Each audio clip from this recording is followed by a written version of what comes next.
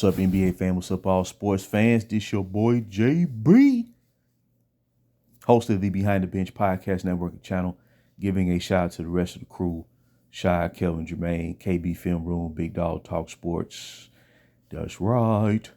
And for everyone who's tuning in, thank you for supporting Behind the Bench. Subscribe to the channel.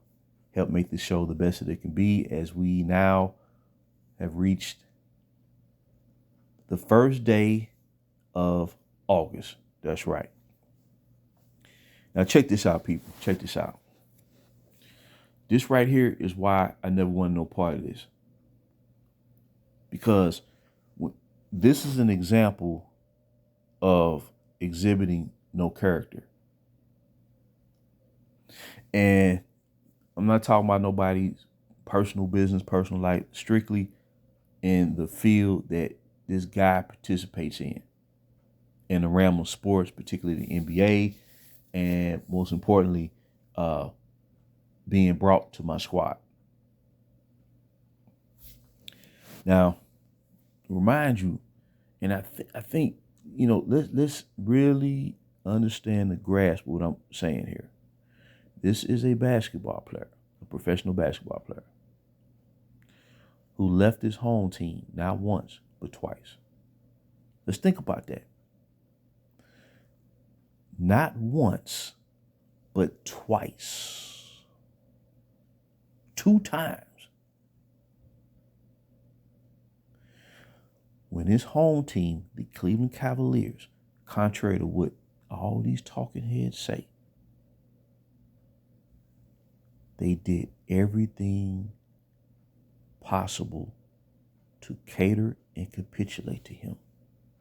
This is the same franchise. That practice facility that they work out of right now in Cleveland, well, they built that around what I believe that was 2008, somewhere around there. There was practically right down the street from his residence. He can literally walk to practice. You see what I'm saying? And no matter what they did to capitulate, it was never enough. They was criticized, lambasted, mocked, trashed, crapped on. And that same energy was brought to my squad the day that they signed him back during the summer 2018. And now here's another stunt that he's pulling off. And everything that this franchise did for him, they gave up their young core, that they invested 4 years in drafting. Think about this. They spent 4 years drafting young talent from 2014. It started with Julius Randle 2014, and it ended in 2018 when they drafted Mo Wagner and Xavier McCullough. And all their young talent they drafted in between, and then talent that they cultivated in the G League. That's been darn near depleted. They've made trade after trade, giving up draft pick after draft pick. They basically signed whoever he wanted. The mercenaries that came up in here. And it's never enough. And to top it all off, they drafted that man's son. They devalued their true rookie talent from last year in Dalton Connect to elevate this man's son. And it's never enough. And when he senses that another team is going to be better than the team that he's on, he's going to pull a stunt like this. And then the talking heads are going to respond. They're going to pick up on the cues, and they're going to put more pressure on their front office to capitulate. Even when the franchise is mortgaged itself off to begin with. Now, when he feels that he has the advantage, like he did when they traded for Luka Doncic mid-season, fans was thinking, oh, we're going to the finals and all that. Blase, blase. We no longer need AD. and they got ousted in the first round. And I'm going to tell you, versus the Minnesota T-Wolves, if Naz Reid had been on top of his game, because he only had one decent game, that was game one. If he was balling throughout that series, they would have swept them. They'd have won that in 4 games. They weren't even playing good, and they beat them in 5. But like I say, this is why I want to know part of this experience. Julius Randle's not going to pull a stunt like this repping your franchise. Brandon Ingram is not going to pull a stunt like this repping your franchise. Ivica Zubac, only reason he's playing for the team that he's taking the photo in front of in terms of the team logo, the only reason Zubac is playing for the Los Angeles Clippers is because he had him traded to free up cap space down the road going into the offseason. That's why Zubac was traded. So here you go. The Hurricane takes a photo in front of inside the opposing teams or the rival teams, the city rival teams facility with their logo featured behind him. It's a total disrespect to the Laker brass. It's a total disrespect to the Laker organization. This is why I want no part of this. This is a low character move. That's what this is. And they've done everything for this guy. They've done more for him than what Miami and Cleveland did for him combined.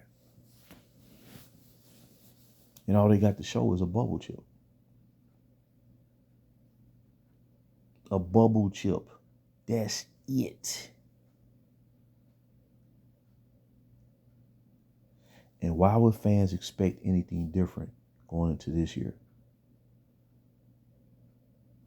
That's the thing. That's why I say they need to move on from this dude, man. The longer he's in that uniform, the more volatile it's going to get. It's not going to let up. That's not what he's about. Because he's going to try to distract you from everything and everything except for the very thing that's causing the volatility. And it's him. He's not going to lead you anywhere. He's not going to lead you to the promised land. It's not going to happen. It's not going to happen. Based on the trajectory of where the team has been led to, where they've had to trade for 3 superstars in 6 years. If everything is working according to plan, you wouldn't have to do that. You wouldn't have to do that. And this is why I was more happy. I was more fulfilled. I was more excited with my real squad. Because at least you know where you stand. See, there's no exaggerated expectation based on hype and hyperbole and smoke and mirrors. When you have your real squad, you know exactly where you stand. And as long as you're showing improvement and heading in the right direction, I can live with the results. But I just want to throw this out here real quick. This is why I want no part of this dude on the team. Because of stunts like this. This is a total disrespect to the franchise. And he know what he's doing. That's not an accident. It's not an accident. Part of it is, too, he wants the attention to be centered around him exclusively. He don't want Luka to have no attention. But at the same time, he was brought to the team to help him win.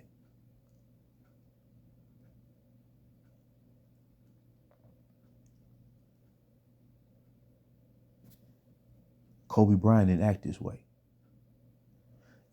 I'm telling you, go back and listen to Kobe's speech after he played his final game for the Lakers and in the NBA versus the Utah Jazz. When that man said more than the championship years, I'm more proud of the down years because we didn't run. So when we start winning those championships again, we did it the right way. Now, was he frustrated during the beginning of the rebuild? Yes, he was. Because he was used to winning championships. But he had the character to go through that. Yes, you can be frustrated at times. You know, hey, that's human nature. But he stayed the course, man. That's the difference. Kobe Bryant truly represented the jersey. See, that's what led him to make that statement. This guy right here is the total opposite of that. He left his home team 2 times. 2 times. He left his home team coming off a finals appearance and left. You would think if you lose in the finals, you come back the next year, you try to avenge that loss and lead your team. That's not what this dude is going to do. He's not going to do that.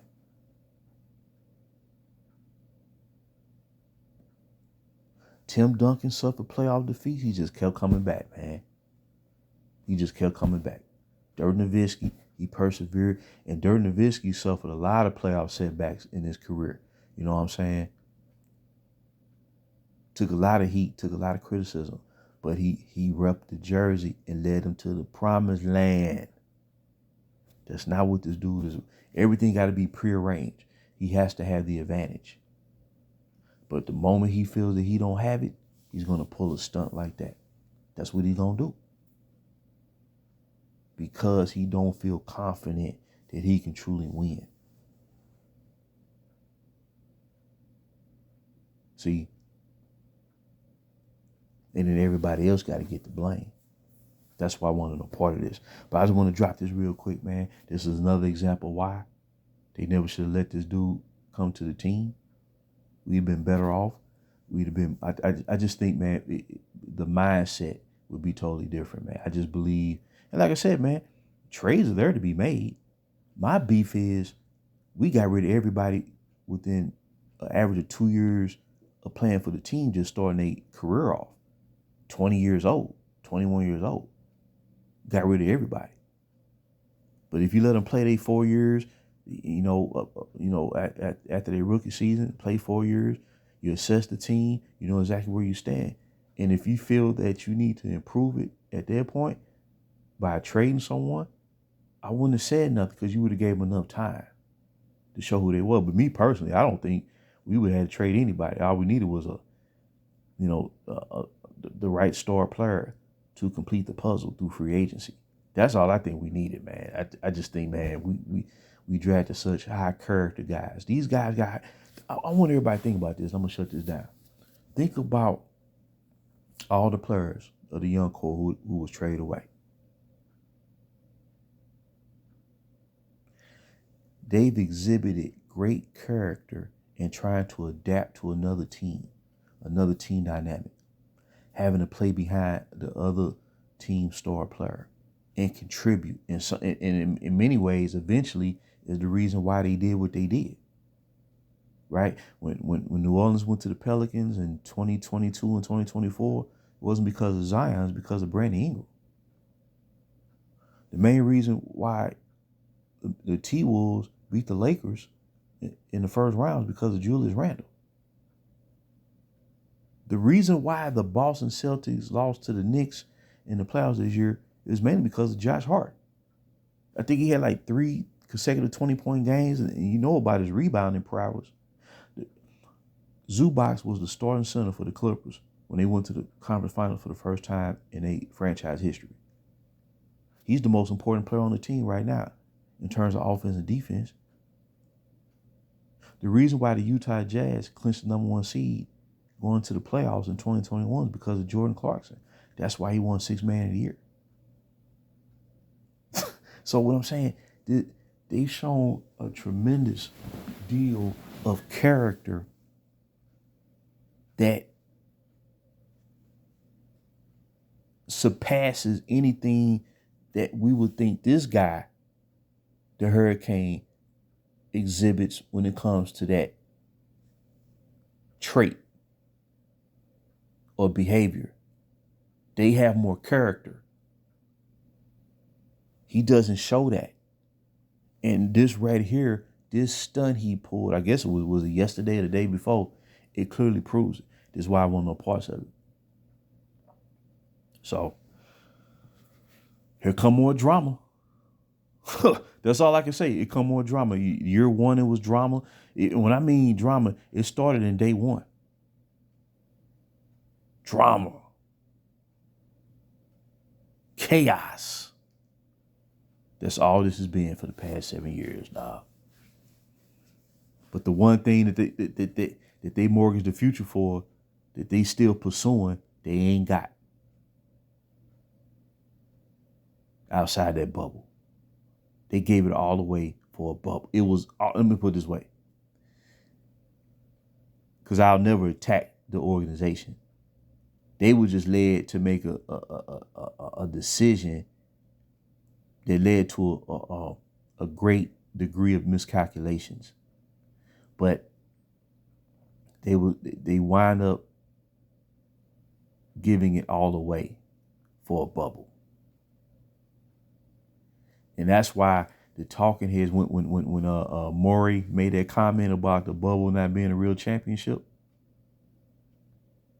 that's why the talking heads came out full force yesterday trying to uphold it. But see, let me put it this way. If it truly stands the test of time, they wouldn't have to spend all that effort trying to convince you that it will stand the test of time. Let me put it that way. But I just want to drop this nugget, man. Here come more drama, people. And he finna bring the whole can or the entire repertoire. That's what this dude, basically, that's all he did last year. He flexed all last season. All he did was flex. That's all he did. And he's gonna take it up another level going to this season. Ain't no telling what he's gonna do now. Ain't no telling what he's gonna do now. But I just want to drop that nugget. Please leave your comments and thoughts. And as I love to say, when I wrap this baby up, it's your boy JB for BTB Behind the Bench.